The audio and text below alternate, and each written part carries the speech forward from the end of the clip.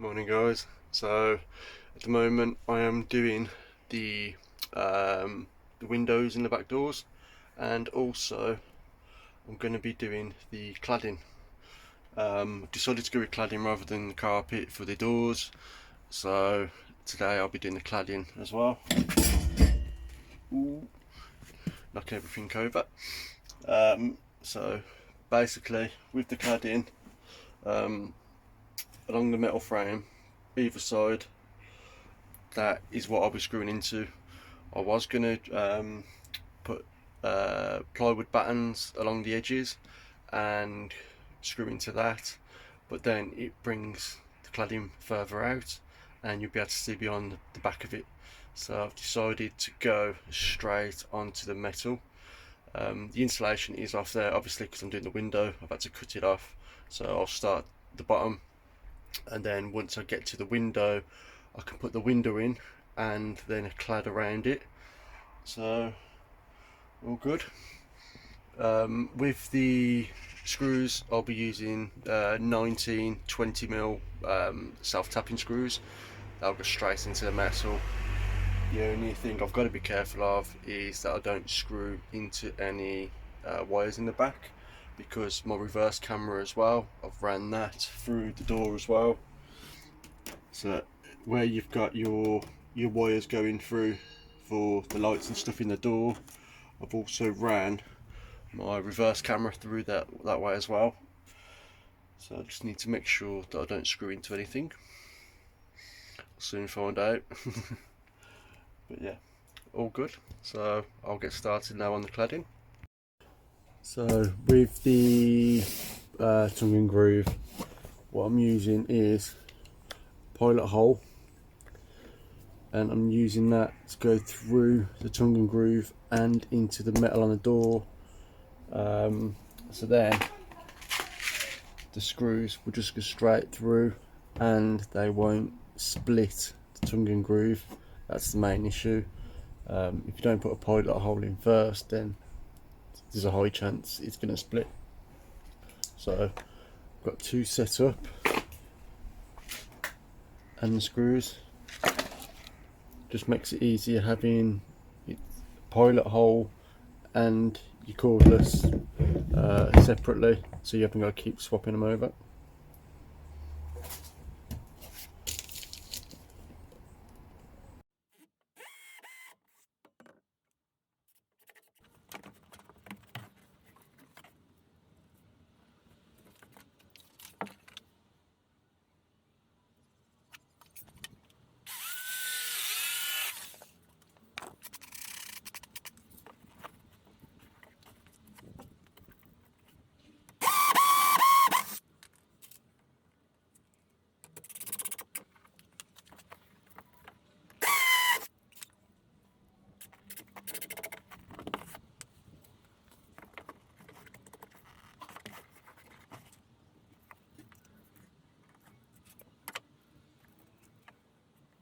Along the bottom I've left the gap, and around the edge I've left it slightly short, and also the other side, purely because if any rain runs down or anything like that, I don't want it touching the wood.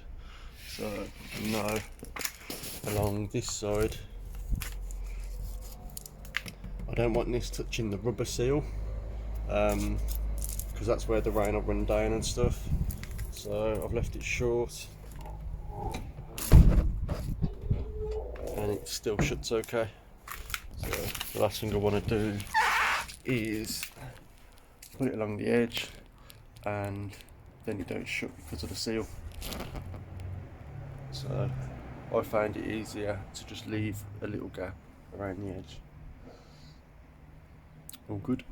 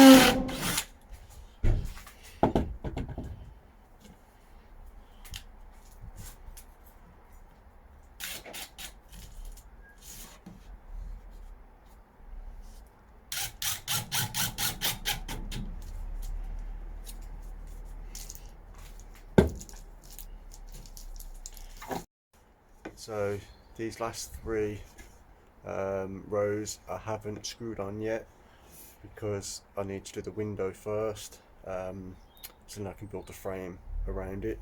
So I've just got to cut to size just so I can see where they fall on the frame. So I'll get the window put in and then I can carry on then. Right, so the window is in. I've built the frame around it, put the silver foil around the edges, and now I'm just going to re-insulate it before I put the vapor barrier on and then carry on with the cladding.